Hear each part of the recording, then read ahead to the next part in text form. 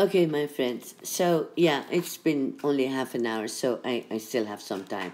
At least make this like 45 minutes or so in this presentation. Anyway, so we talked about this that Umayyad policies created a number of opposition groups, the pious, the Shiites, and those following Arab tradition felt betrayed because the the Umayyads were ruling as kings, right? And they considered these regions under their control, their mulk, their land, their territory, right? So, and again, you see this.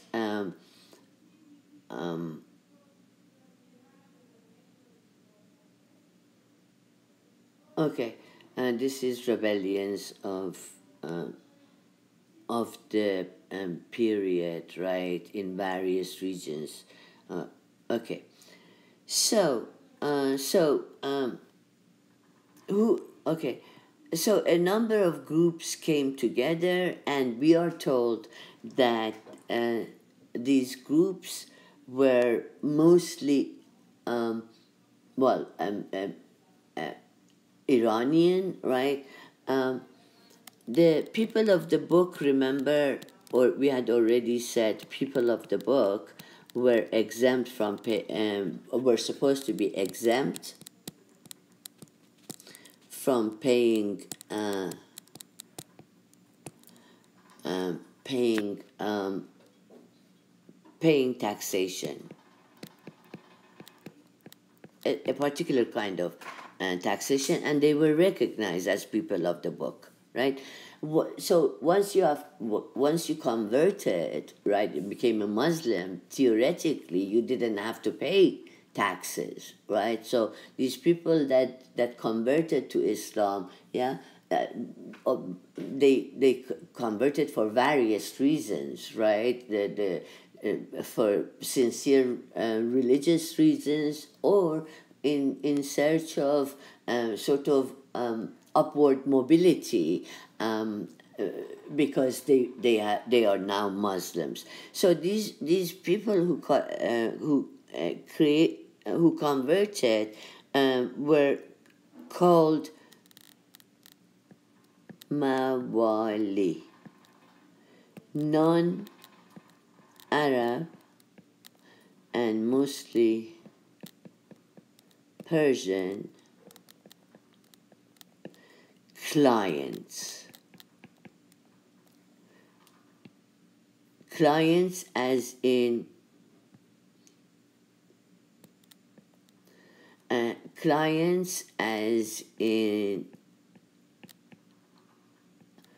Iranian clients, converts, right?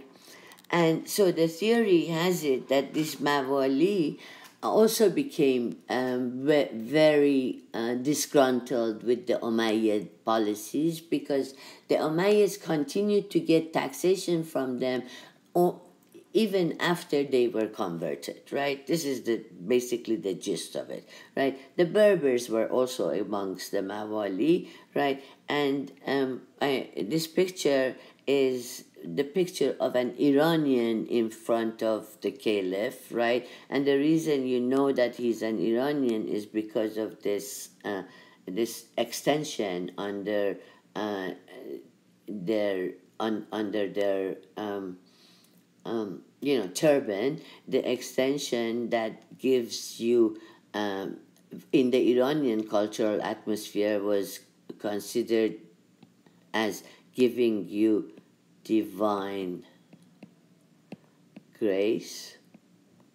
So this is possibly an Iranian mullah sitting in front of a caliph, right? As we will see, this has been interpreted also as an Iranian vizier sitting in front of the caliph. Nevertheless, the one thing that is equal in both renditions of this is that the person is an Iranian, right? Okay. So theoretically, all believers were supposed to be ostensibly equal to Islam within Islam, and that's partly also why these converts converted, which is a very, very problematic case to make, right? So they were treated as second-class citizens, we are told, right? As second-class citizens, that racial segregation was common. Arabs and non-Arabs used separate mosques. This is quite clear. But for instance, in one of the cities, Bukhara, what became an Islamic city, right, in Bukhara, Bactria, well, let's say in Balkh, Bactria turning into Balkh, right, was one of these cities, but Bukhara was another city in Sakdiana. Let's see whether I can, okay, Bukhara is somewhere here, right? Samarkand and Bukhara, and this is, as you remember, Saktia or Saktiana, between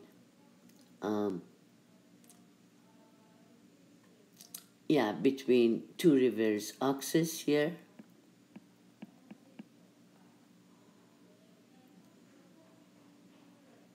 And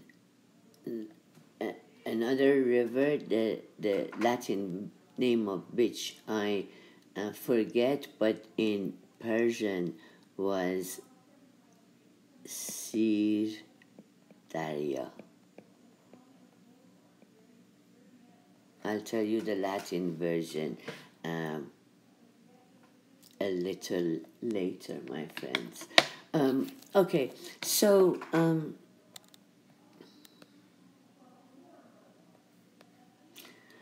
so besides the pious, we are told there were Mawali, and these Mawali, of course, were the greaters, we were told, in Khorasan, all of Khorasan, and all of Khorasan is this part of Iran, my friends, right?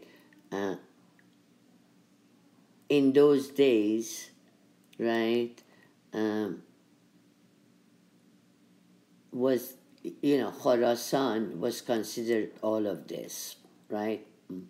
That Arab settlement was a lot in Khorasan, therefore conversion happened. The converts were not treated fairly, mostly were Iranians, and this revolution happens, and it started from northeastern Iran, right? By a population that was mostly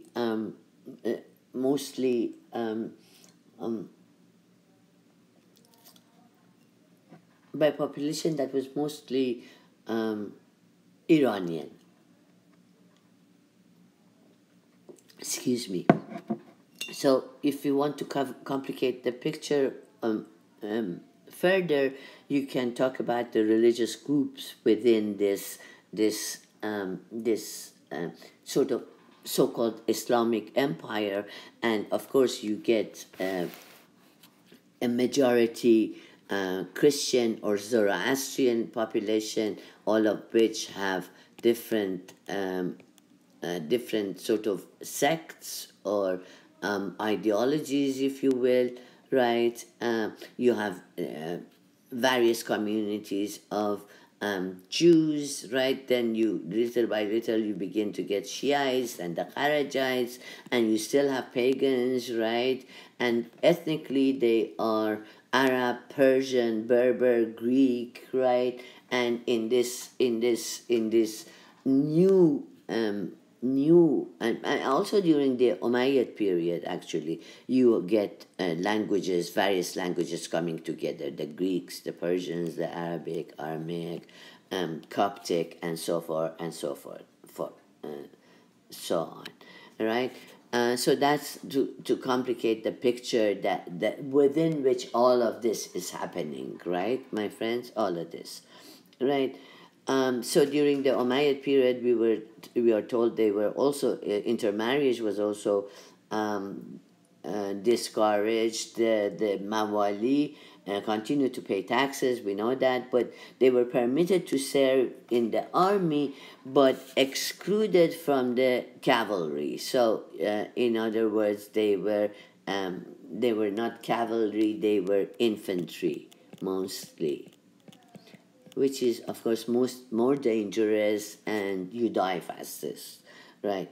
So the Mawali also became naturally anti-Umayyads. The Umayyad Caliph Omar II tried to remedy the Mawali situation, and said that there should be no distinction based on race or party or whatever, right? But this was only short-lived, and they came too late anyway, and Omar died in 720s. So the last Umayyad caliphs also faced opposition, faced sort of a difficult situation in France, where they were, remember, when we were told they were at the Battle of Tours, my friends, not Toulouse, which I mentioned later. At the Battle of Tours, right? They were defeated from the French.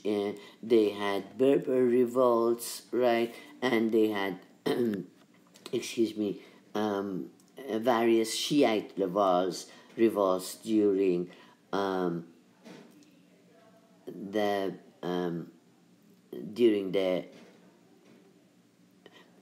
Umayyad period, right? So the Abbasid Empire, as we know, is supposed to have extended, right, right, to the we looked at the extent of the Abbasid power, my friends. I'm sorry, I am just a little bit slow today, apparently. Okay, and that's because I gave a lecture, a conference lecture prior to this. Okay, but anyway, the Abbasid revolution erupted in Khorasan in northeastern Iran, was caused by a combination of these forces. The Abbasids, so what was the legitimacy that they claimed, right? The Abbasids claimed their, Abbasids used the Shiite claims, right, to the caliphate, right? The same claims that Ali and Hussein and Hussein had made, and the different imams had come from that. Remember the line of Shiite imams, but there's something supposed to have happened, right? When Ali died, right? Ali's line, with his marriage with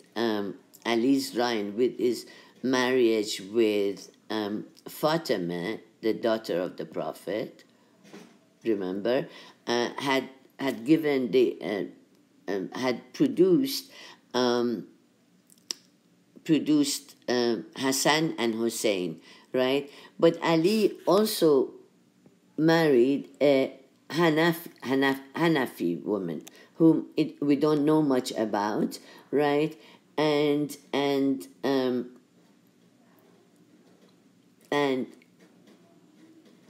okay, so the Abbasid claimed that the Shiites at some point had transferred their sort of legitimacy, right, to the line of Abdul Muttalib, right, not Abdullah, right, right. Anyway, yeah, are you with me, my friends? I hope you are. Okay, so I will talk about this, how this thing was transferred in a little bit also. So the revolution starts in Khorasan, right? At the time, again, messianic beliefs are all over the place. In Khorasan, there are tribal conflicts. There are the Kharajites, right, and Persian Mawali, and all of this comes together and leads to the Abbasid revolution in Khorasan, right? So, what is the narrative of origin of the Abbasids? That Abu Hashem, the son of that Muhammad ibn Hanafiya, was poisoned, right? But before he died, we are told he bequeathed his claims to the great grandson of Abbas, right?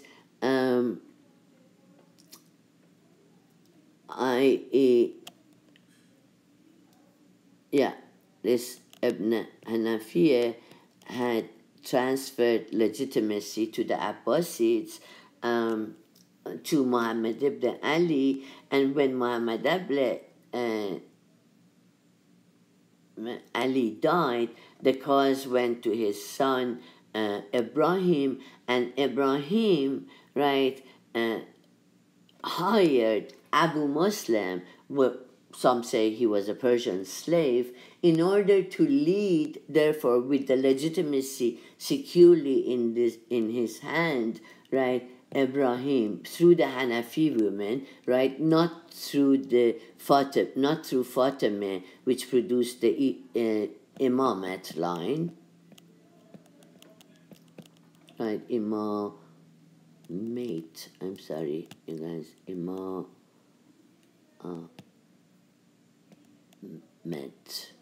line, right, the line of Shia Imams, and the transfer of authority from Muhammad ibn Hanafiya, right, to Muhammad ibn Ali, right, is another line of legitimacy. The Abbasids came and argued, right, and they hired this native Persian, or maybe not, in order to lead the revolution from northeastern Iran. So Abu Muslim, this is a rendition of Abu Muslim in later centuries in Persian miniatures. So the leader of the Abbasid revolution we are told, brought all these forces that we were talking about, right, in great numbers, and they unfurled black banners, right, in a village near the city of Marv, which was the concentration of Arab settlement.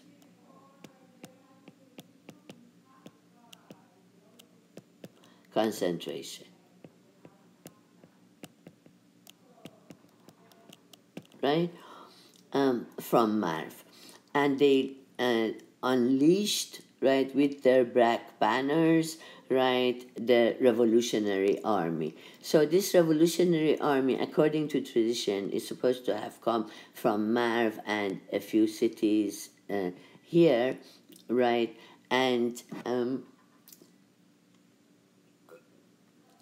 because the converts were there, and this is the itinerary of the revolutionary. What do they do? They actually come through what is basically inner Khorasan, not the greater Khorasan, but inner Khorasan, right, from Tus and Nishapur through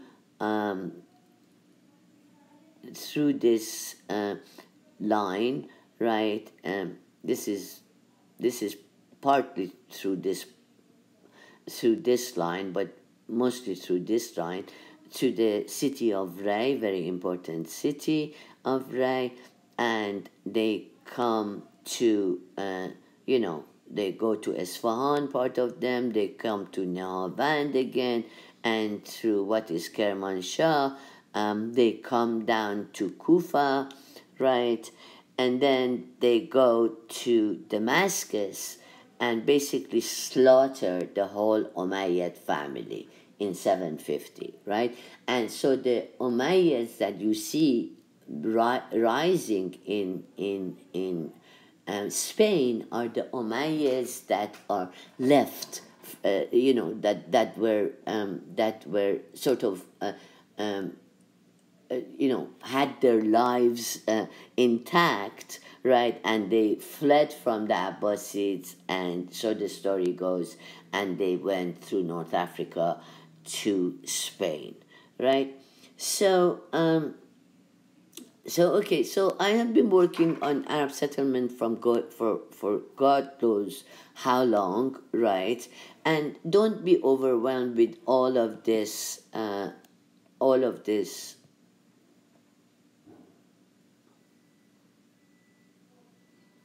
Okay.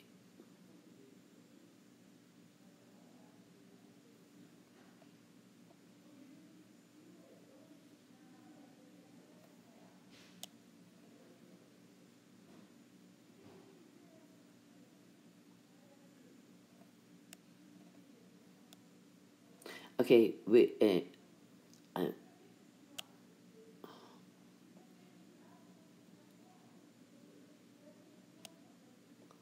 Okay, my friend, this is not working. It's taking too much time here. So we want to go back to our slide. Show, right? So to our slide. And, okay, and if you don't get overwhelmed with all of these. They are for other purposes. But notice that, and I'm telling you, and believe me, right, that a good number of Arabs actually settled in this part of the world, in Talaqan, in Juzjanan, in Faryab, in Bukhara, Samarkand. Yeah, we don't have it. Yeah, it's to the east, right? In yeah, of course, Marv, Sarax, and here is Balkh,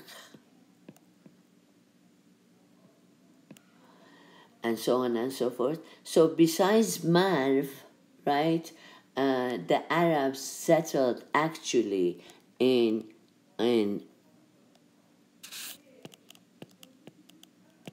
Sagdia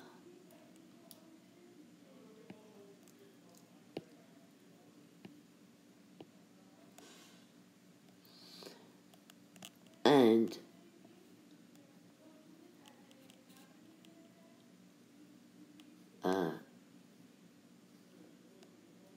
this part, right, which is called Tuharis. That's Tan, right? This is the Istan that you see as part of all of the names of the recently created republics, right? Tajikistan, Afghanistan, Uzbekistan, Kyrgyzstan, right? It is all the land of the Kyrgyz, the Tajiks, this and that, right? So, so here the land of the Tokhars, who were also a group of Iranian populations, right? Remember, the Iranian languages and Iranian languages are actually connected to the Sanskrit,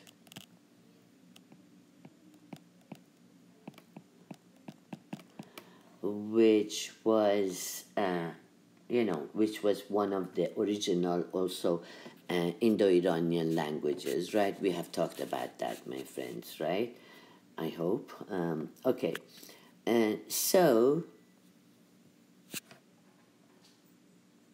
so, okay.